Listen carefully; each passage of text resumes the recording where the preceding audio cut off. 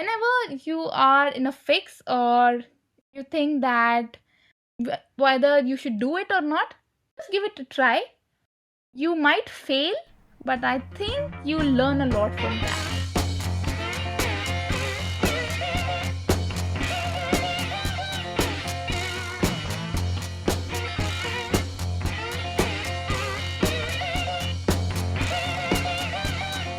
Our featured speaker today is the founding AI engineer at MIT Engage Healthcare Pvt Ltd, a Women Techmakers ambassador and the lead organiser of TFUG Chandigarh, a community of tech-oriented people who share her passion for AI and machine learning. Aashi, it's a great pleasure to have you as our featured guest today. Thanks so much for being willing to share your journey with us. Thank you so much, Nancy and Spencer. It's been a great journey since I graduated from MIT boot camps and joining with people from all around the world and learning so much with them. It's been a real pleasure. Thank you so much for having me. I was wondering if you might kick us off, talking about times long before that, maybe some of your early experiences growing up, some of the kind of founding experiences of you as a person that you feel really impacted you personally and professionally. Let me just start from really beginning of my life. So, as a kid, I was kind of those studious kids who liked to always be on the top and always the front bencher kind of person who had lots of questions for my teachers, and especially the science teacher who'd love to answer my questions and intrigue that curiosity mind in me. So that was one. And as I grew up, I saw one of my first ever space movies, Armageddon. I think you might have heard of it. And I was intrigued by the space and dreamed of being an astronaut, though it did not happen. But my curiosity of science did lead on. And while I was in high school, I started to understand that there is something deep about solving some real life problems and making an impact on people. So as I grew up and I went to college, I was intrigued by some kind of things that would convert my thinking, my imagination of solving problems into actual solutions. So engineering got my way. I started with engineering as communication engineer, and I think most of you would agree with me that yeah, engineers can do anything, and that's the concept that still lives on today.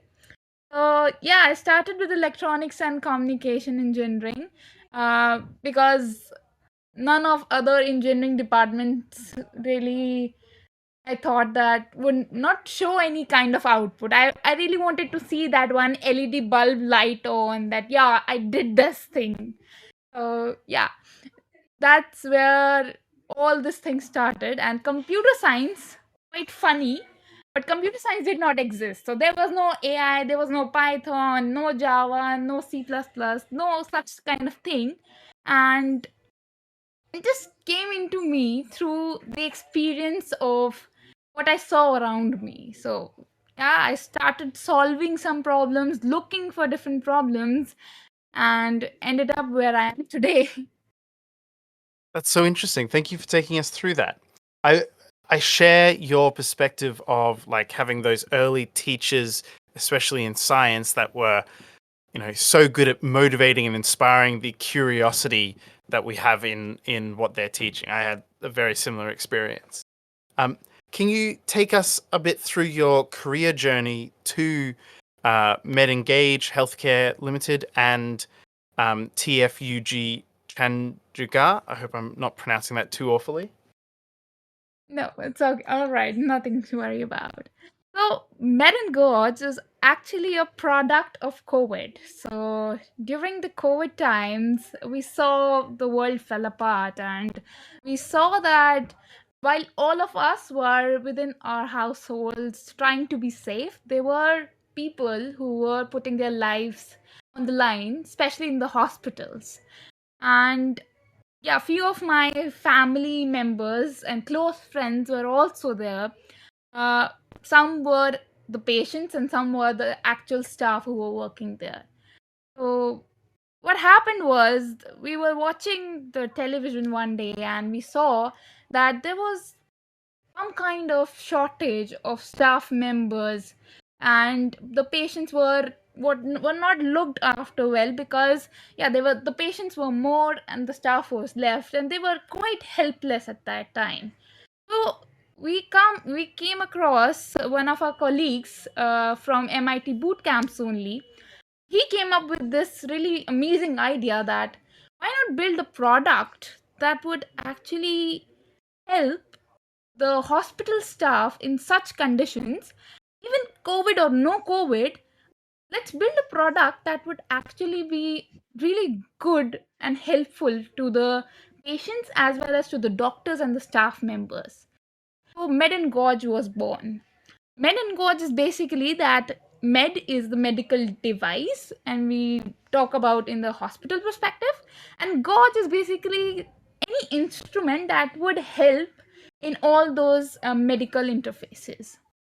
So we thought of that, let's just build a whole ecosystem that you connect it with any device that is in the hospital, like the ventilators, the SpO2, the monitors, and you get the data out of it and you train a ML model over it so that you can detect any analogy that something bad has happened on that particular patient's, and if the staff is not around, we might be able to help him out by raising an alarm or maybe raising some kind of notification to the doctor that such and such patient needs their, you know, it requirement is there. So Med and Gauge was born out of that. While I talk about TFUG Chandigarh, so TFUG is basically the short form for TensorFlow User Groups, and Chandigarh is actually a city or a UT in India nearby my place where I live. TFUG Chandigarh is actually an effort by the Google developers community here in India and all across the world. They have kinds of different groups and communities that brings uh, people of tech who are really interested into tech come together and learn something new. So TFUG Chandigarh is basically a community where we welcome students, professionals who might not have any background in AI or ML specifically, and we welcome them to learn with us, to grow with us in a environment where they can put out their skills, they can showcase their skills. We give them a platform for that, so they can host event with us, they can attend event with us and learn about TensorFlow and any products of Google with us. That's how whole the story of TFUG and Med and Gorge is. Thanks so much for breaking down that acronym too. I understand why that could be cumbersome to write on LinkedIn, but it makes so much more sense when you spell it out like that. Going back to Medengage and their story of coming into being during COVID, what led you at that time to really want to join their founding team? That's a pretty good question. My parents do often ask me that. I'm glad I'm in good company. Yes, of course. I was right out of college when Medin got started. It was 2020, really harsh times to graduate in 2020, and I was about to graduate in May 2020, but unfortunately, the whole thing was postponed till November 2020, and I had lots and lots of time in my hand. And we were thinking about the problem and thinking about the solution for hospitals when my co-founder came along and we started our own startup. Pen and Gorge started right after I graduated from my college in 2020 November, and it was like one of my first jobs. So I was a pretty newcomer, had no experience of the whole professional world, and it was something that came in like a hot wind to me. So it was something that was hard to digest, but a lot more things to learn from. And I took it as an opportunity to learn, and at the same time, there was lots many things that I did not know. And to cover that up, I thought of interning with a lot of startups. I interned with startups in India, with in startups in Netherlands. One was in Italy. So lots of startups and in different domains. I started off with IoT. That was the base hardware that we were working with Med and Gotch. Then, because most other my co-founders are already in the professional world and they had a lot of experience, I thought of giving a try to the non-tech world and learned about business development. So when I interned about for at least 2-3 months about business development, how the whole business thing works and what all things you have to take care before you reach out to the market and before you reach out to your actual customers, what all things you have to take care of. And all those internships did help me well to hold that ground and implement those same things and reproduce them in my own startup. So that was one thing that I'd like to share with you all, even that if you are really new to something and you think that, yeah, we don't have any experience of that, I think that interning for a startup or interning with a startup or a company would be a really great idea. If you are like me, like right out of college and you don't have any experience, I think that was the best thing that I've done till date. That's so interesting. I think that's such a strong move to intern at startups because it's to some degree throwing yourself into the deep end pretty heavily because my when I worked at a startup previously, it was my first job as well, and I was like, thrown in the deep end, had a lot of responsibility that I didn't anticipate having and things like that. But I think it's a really powerful education experience. And I definitely agree that it's a good thing for people to really start with.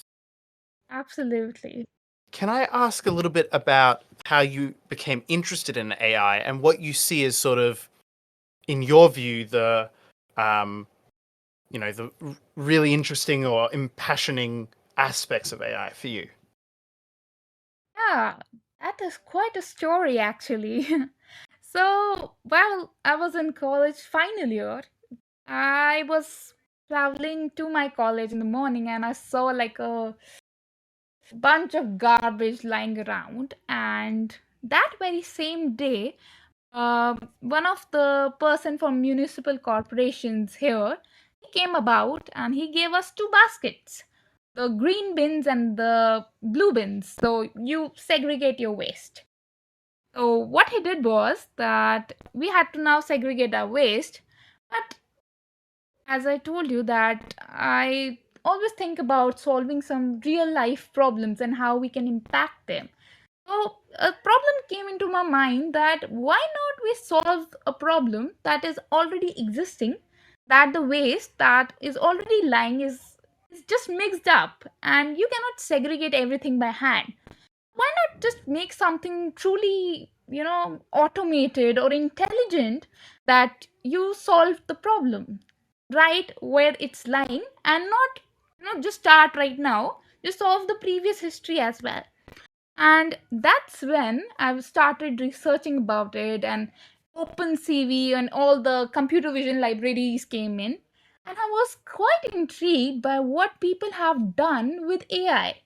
So, as I told you that I was an electronics person who just loved lighting up the LEDs, but at the same time, the world of AI was so intriguing and so fast moving, and with all those handwritten digit recognition happening at that time, and people were learning, people were enjoying computer vision. We can't say the same thing about right now scenario with LLMs, but yeah, right, people with were enjoying computer vision, and I thought that that problem was really a great idea to get started with computer vision, and that's how I was introduced to AI. because it made my vision of solving that problem much easier, and I could convey that to much more larger audience because most of the people were learning AI at that time. And I feel that that was the right point where, or the right combustion that I got to get started into AI. The way you describe it, I mean, it's like how I want to go about problem solving, and I'm interested in conversations about AI, but technically I know, nothing about actually creating something with artificial intelligence, but you make it sound so exciting. I'm like, every problem should be solved with AI.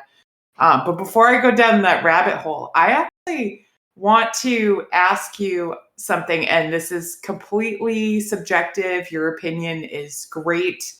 We're not holding your feet to the fire at all. So we've had several conversations, interviews, and then other conversations in this community that have kind of evolved into the ethics of AI. And I saw that that's something that, you actually studied as part of your program. And I'm wondering if you have any particularly strong opinions about, shoulds and should nots about AI, or, like whether or not governments should be allowed to regulate it at all, a little bit, or not at all. So this is completely opinion based, but I was just wondering what your thoughts were on that.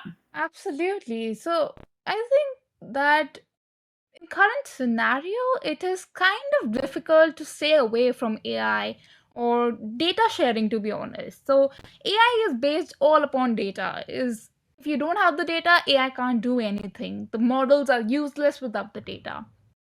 And they're actually built on the data, right?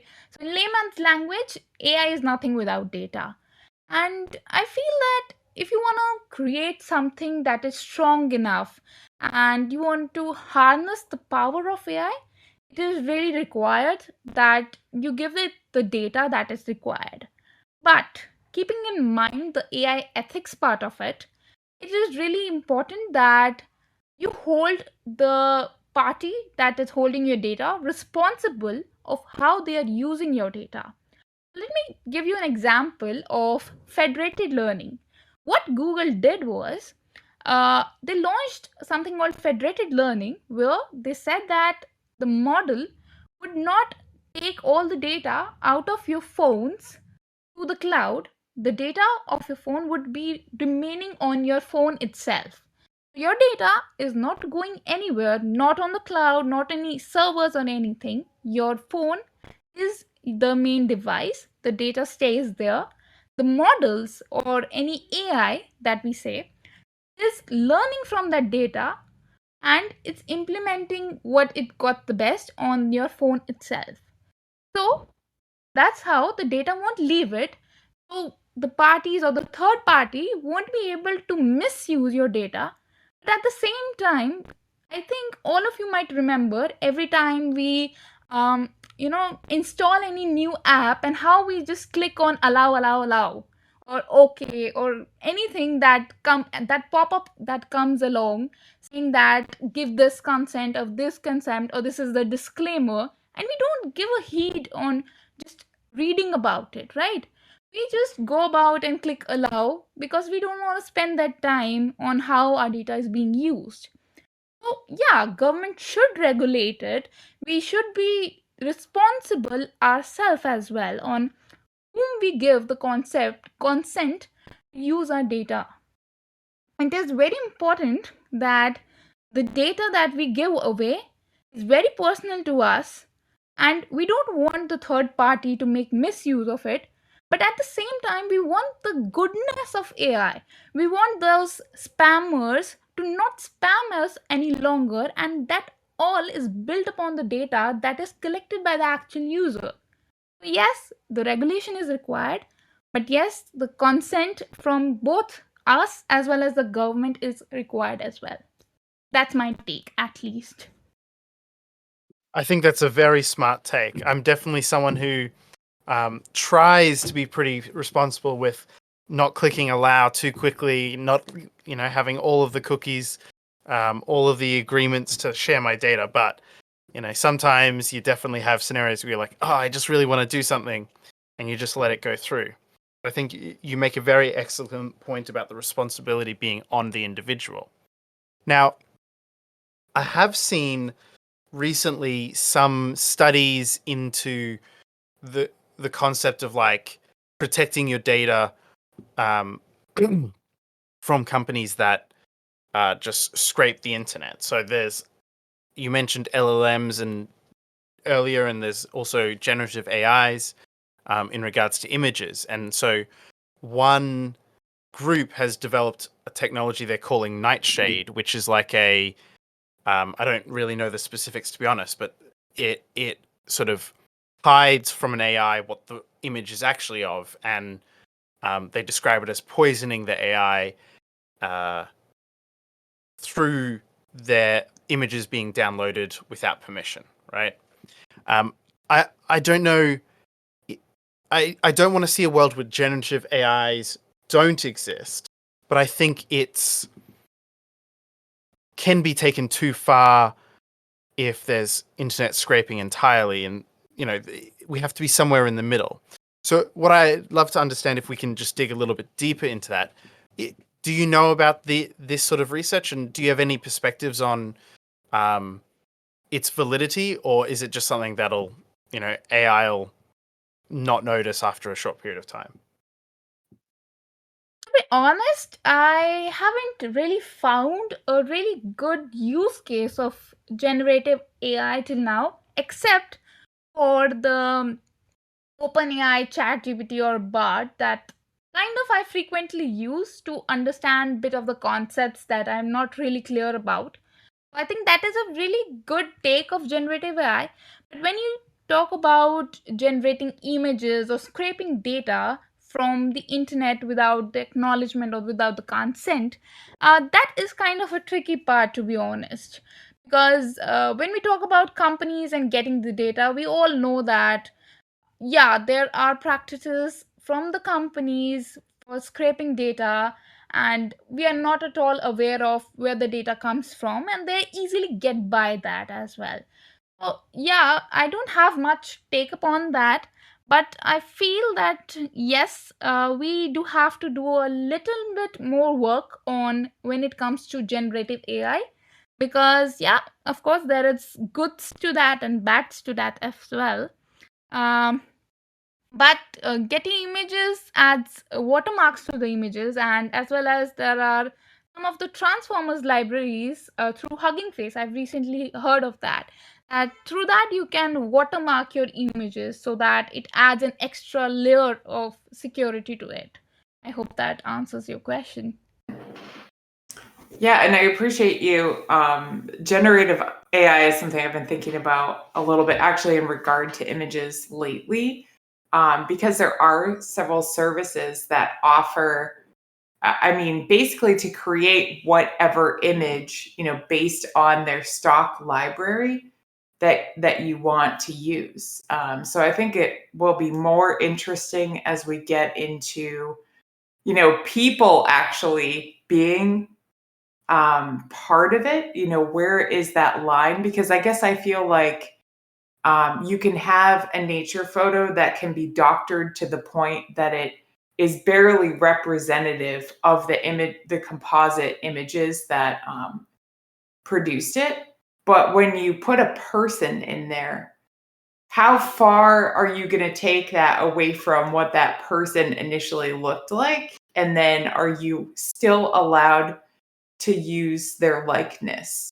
Because and I'm just thinking about this because I know this has been a point of like lawsuits, in the artist world, the digital artist world. So I don't know. I think it's kind of a fascinating topic that we could probably keep going into. But you've been involved in so many different things, and one of the things I thought was really neat about your resume was that you really give back. Like being a mentor is really important to you as well.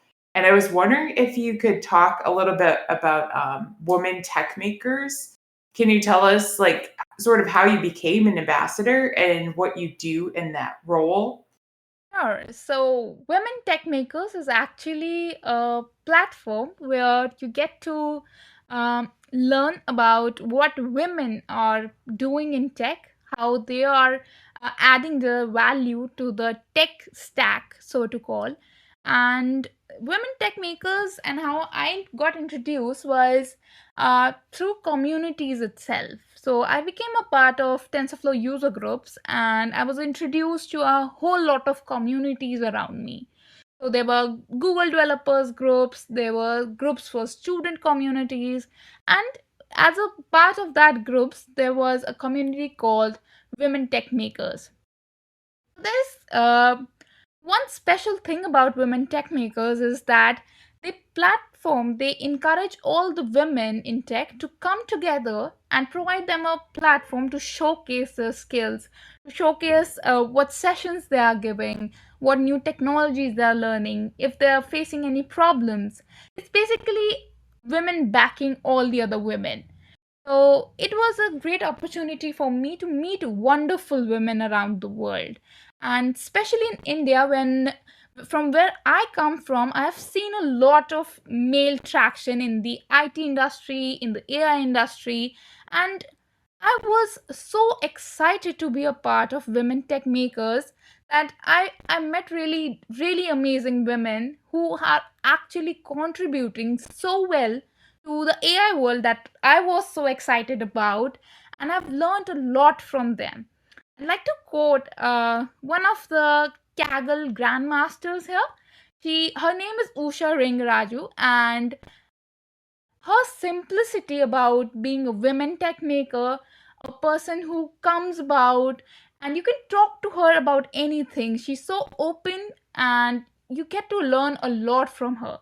I usually try to ping her around when I'm around or I have some problems or I'm looking for some kind of solutions. And that whole community, to be honest, has never let me down. It's basically women backing for women in a world filled with people and just helping each other out. I think that's phenomenal. I think there's a lot that is inaccessible to individuals by themselves, but when they're working together, when they're helping each other out, can absolutely open up the world for people. I think it's a great path you're taking there. Absolutely. Thank you so much.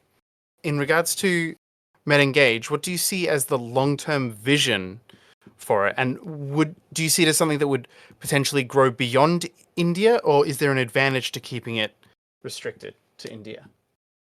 Uh, right now, we are planning to keep it kind of restricted to India because we are in the phase of testing it out with in and around hospitals and some Rotary clubs that provide proof of concept to us basically, and we're allowing some of the local vendors to help us out in the hardware production and getting the things right and prototyping it right.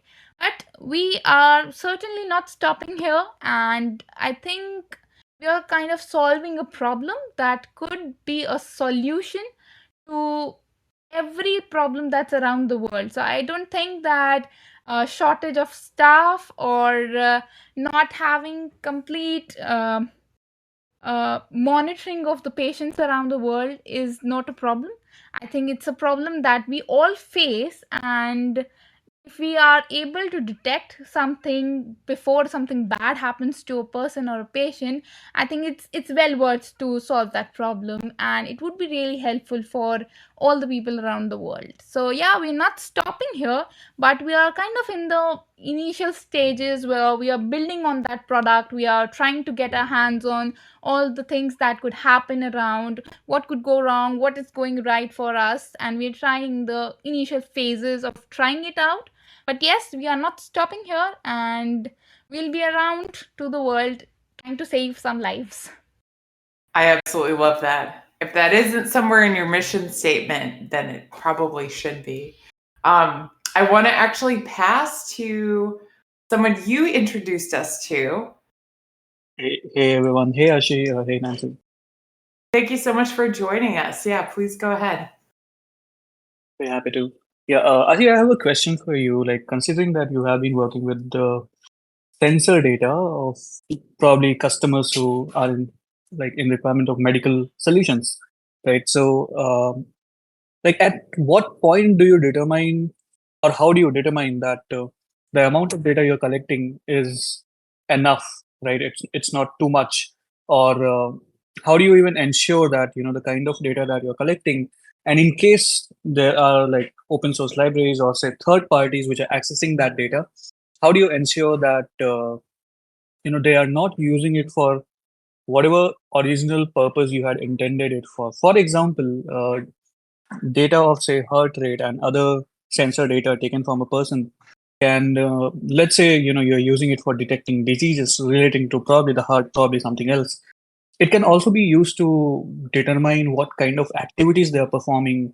These could be activities which are social, which are private, could be anything, right? How do you ensure that this does not happen? The data is not used for something which is not originally intended for, and how do you know that this is enough amount of data that you have collected? You don't need to collect any more data from the person's body. So I think you'll agree with me that no data is enough data for when we talk about the ML models, and we kind of are in a continuous loop of making our models better day by day. Of course, there are certain things and restrictions that restrict us from getting certain data out of the machines, and there are certain protocols that have to be followed, and we do keep in mind about them. And when it comes to a third party using that data, uh, we do make sure that firstly we are not using those third parties, because we are using the data and streaming the data collections, and finally there is a model generalization and customization for the person it's trained on. What we do really is that right now we are working with the ventilator data, and that is provided to us by the hospitals that we are working with and the rotaries that we are working with, and we do make sure that the data never leaves the edge AI device that we are using. So only the data that is required for whenever there is an anomaly detected, that goes into our cloud, so that we can detect the anomaly and we can fine tune our models better. But rest assured that none of the data goes into any third party, so that it can be used or misused by some other person or some other company for their purposes. And right, as you said, that the same data could be used for multiple purposes like activity detection and everything. Yeah, that is the thing that they are using for, and companies do use it for.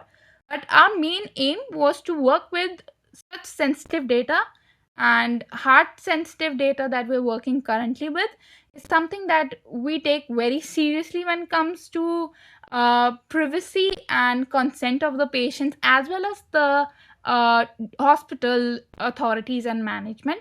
So yes, that is a major concern, but we are working with the management to actually build on that. And also we are working on federated learning, an on device model fine tuning approach. So that is kind of an on device AI model. So we are trying that the data never leaves the edge device, so that the data leakage or data privacy is not hampered. I hope I answered your question. Thank you. Yes, I think that's a great answer. Yeah. Absolutely, that was a great answer. Thank you so much. So you actually mentioned federated learning earlier as something that Google was doing. Is it something then that is more and more being engaged in the industry? Because I can see how that would allay a lot of people's concerns in regards to these sorts of things. Yes. So when we talk about data and privacy related things, I think that it's very important on our part. And as a company, it's very important that we take these kind of things, data related and data privacy related things, very seriously on our part. And we do make sure that the more the data we can keep with ourselves and within our models, and we not expose it to the any third party or the outer environment, the more it's better for us and our clients, so that it builds that belief relation with them, as well as we are not on the brink of any hemorrhage to our data privacy as well. Excellent. Thank you very much. Now, it's very clear you have a lot of talents and abilities and passion about the things that you're working on, and I'm sure, they'll take a lot of your time going forward. But is there any other problems that you haven't had a chance to sort of tackle that you in the future are wanting to put your time and energy towards? That's a quite interesting question, actually. Uh, Recently, I've been thinking a lot about climate change, and I've seen a lot of things going around climate. And being a person who comes from agriculture background, I've seen my father farming for right around like more than 40 years now. I think there's quite a lot of potential when we talk about agriculture and climate.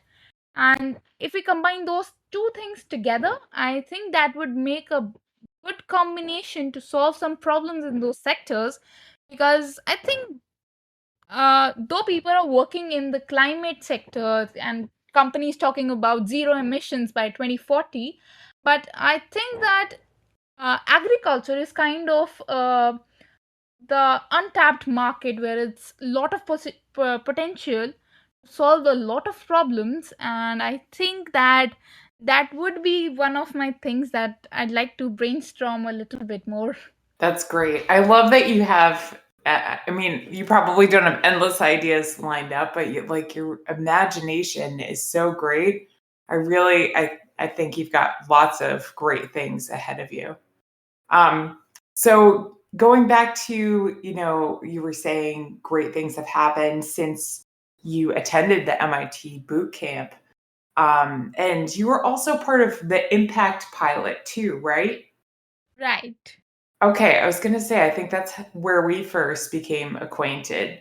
I was wondering, what your kind of takeaways are. Like, do you find that some of the tools from the disciplined entrepreneurship framework continue to be useful to you? Was there anything sort of new to you in the impact pilot?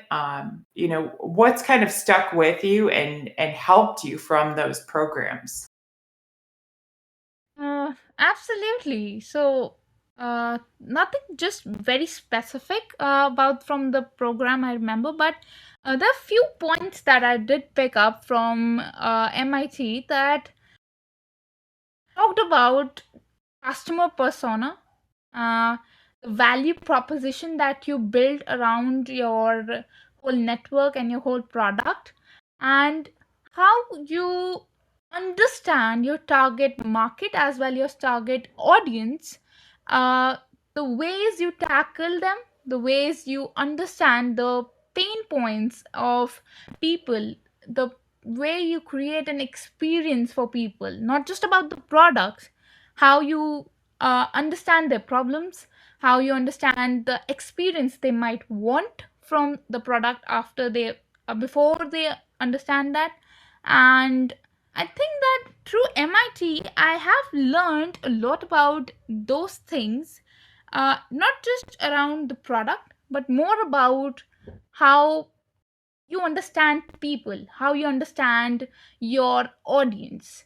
Even from the MIT boot camp, though I was the youngest of all, right, people around me had like the minimum amount of experience was like 4 or 5 years, and maximum I was like 20-25 years of experience people had there. And I was their pre-final year student who was the youngest person attending the MIT boot camp. But still, the way Josh put that out on how you can understand your audience, the key audience, was a wonderful way to understand. And that things, that key takeaways, I do use when I understand any market, be it my own and be it any other market that I understand. the first thing I do is understand what goes behind the mental maths of a person when he thinks about your product. What is the problem that you're solving? Is there something that is underlying? Is there something that is particular to like a genre of people, or is there something that people would like to be attended to, but they're not really like intrigued, they're not in a hurry to solve that problem? So I think there are kind of a lot of key takeaways from MIT boot camps and as well as the impact sessions. But yeah, these were the few key takeaways that I'd like to share with you all. I always find it so very interesting to hear what other people found, key takeaways that stuck with them. And I think you've raised a lot of very good points. Personally, I've found it that unfortunate that I've had to relearn the lessons later on in life and then look back and been like, oh, they were telling me that at the boot camp. But it sounds like you've really embraced the learnings that you had. And I think that's really, really impressive. What I would like to sort of shift over to a little bit is talking a bit more about sort of your life side of things. How do you go about balancing your work, your family life, everything else that you're passionate about at the same time without, not getting any sleep or anything like that? So I have this simple thought that you prioritize things and you do one thing at a time. So whenever there is a whole lot of mess around me and I have lots of things to get done, I just sit down and think about which of these things is the thing I want to prioritize, and get that one thing tick out and just tick out that box and get it done first. So this is a very, very easy technique that I have adopted to make a to-do list and tick boxes based upon the priority, the thing I've done, and just try and keep it simple.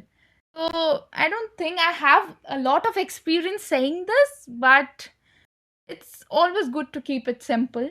It's always good to prioritize things and just do one thing at a time. And that this is something, I'd call it my mantra or something, but yeah, this is something that really worked for me and it's still working today. And I'm very fortunate to be living with my parents, working remote, working on the thing I am passionate about, working with the community I am passionate about, giving out sessions, doing events, and trying to balance everything out. Yeah, though there comes days when it's hard to balance out things, and you just need to keep it simple, I'll say. I mean, I think that's very great advice. Actually, that is something I think that the mentors at that I had during our boot camp really railed into me. I think it's not something that comes naturally to everyone. Maybe I'm just giving myself an out, but it's something that I'm continuing to work on. And I think I very much agree with your advice. The other way I've heard it explained by other people in this community that I think helps my brain get around it too is like zooming in and zooming out. So like you zoom out and see what you want to create. And I imagine this is highly important as an engineer too. But then you really have to zoom into this one part, this one problem that you're trying to solve, and figure out the mechanics of that and prioritize that list and make that your focus. And not worry about how the rest is going to work out. Well, anyway, that's like my add-on to kind of like manage the crazy brain part that comes in. Well, if I do this, then what if this, to make it simpler. But I think that is very wise advice. So thank you for sharing that with us. So I was wondering, is there any particular kind of guiding philosophy in your life that you really feel like is just like the one thing that like if you have a serious decision to make, you would just kind of go back to? Or is make it simple really that as well? I think it's always being keeping it simple. That's kind of my advice on that. But yeah, there've been times when things do get out of hand. The things do get a little tough, on the tougher side. But I think I've always sailed through them. And one of my friends did share something with me that, Ashi, you don't need to be the perfect person. You just need to be disciplined. And even if you don't want to do that thing that day, it's okay. But try and do a little bit part of it, and then you get a hang of it. So, yeah, you just have to get started with something so that you reach to the end. But I feel all in all, yes, the life philosophy for me stays the same. It won't be the same as my parents do and others do, but yes, something that I'd like to share with you all, that I recently binge watched Ted Lasso. I hope you have seen that. And the only best thing that I matched vibes with was being optimistic. It's good to be optimistic. It's good to see good parts in everything, wrong or right, but it's always good to see the good parts. So be optimistic.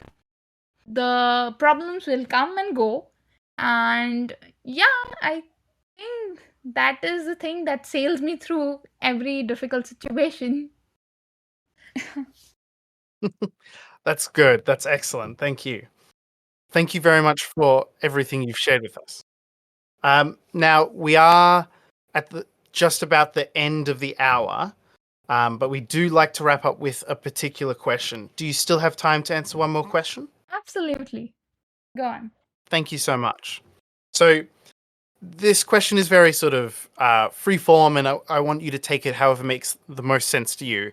And frankly, you've already shared so much wisdom with us that I feel like we're just pulling more from the well. But what do you think has been the best lesson or takeaway from your journey so far?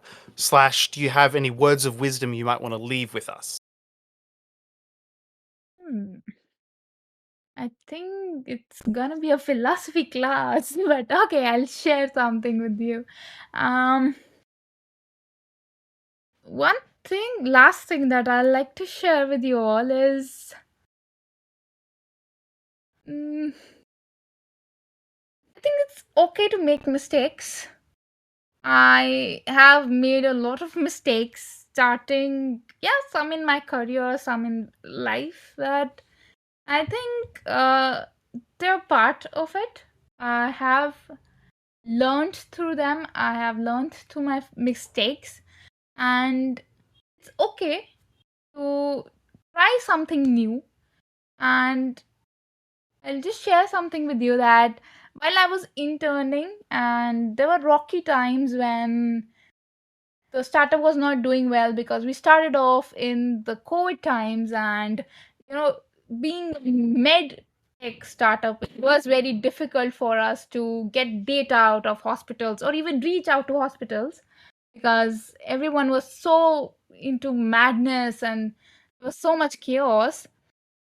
But there was times when we thought like this might not be a good idea, and I started off looking something different.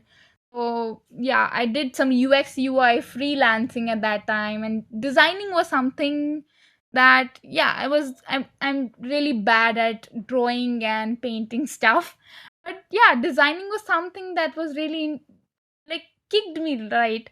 And I was really interested into that. So I started freelancing in UX and UI, and after some time I got bored, and I was like, have I made a really big blunder or a very big mistake, or why did I spend so much time in UX UI, at least 6 months of freelancing? But now when I look back, I think that that was some time when, okay, I did this thing, I tried this thing, and I learned something from that. And that was the best takeaway. So, whenever in doubt, my only advice or the words, my ending words would be, whenever you are in a fix or you think that whether you should do it or not, just give it a try. You might fail, but I think you learn a lot from that. And I think that would be the last things that I would like to share. That was so perfect. That was very well verbalized. And failure is definitely one of those things that I think we all have worked in our own way to try to put in perspective, but I really appreciate getting yours. Thank you so much, Aashi. We really appreciate all of your thoughts and everything you shared with us and taught us today. But thank you so much again, Aashi. And thank you, everyone who joined us today and those that participated in the discussion. Spencer and I and the team behind Founders Voyage feel really fortunate to be part of this community with you and to bring you cooperative learning experiences like this each week. We'd love to hear your nominations for other community members you think would benefit from these conversations and other interview guests. And check out Aashi's Medium blogs on technical content if you're interested in reinforcement learning, AI, or machine learning. And she has a GitHub as well. And if you'd like to support this becoming a podcast, you can do that through our Patreon. So thanks so much again, everyone. And we hope you have a great day, evening, and week ahead. Thank you so much for having me, Nancy. Thank you. Thank you, Spencer, for your time. And thank you, everyone who joined. Thank you so much for coming on. It was an absolute pleasure. Same here. Thank you. Thanks again. Take care, guys.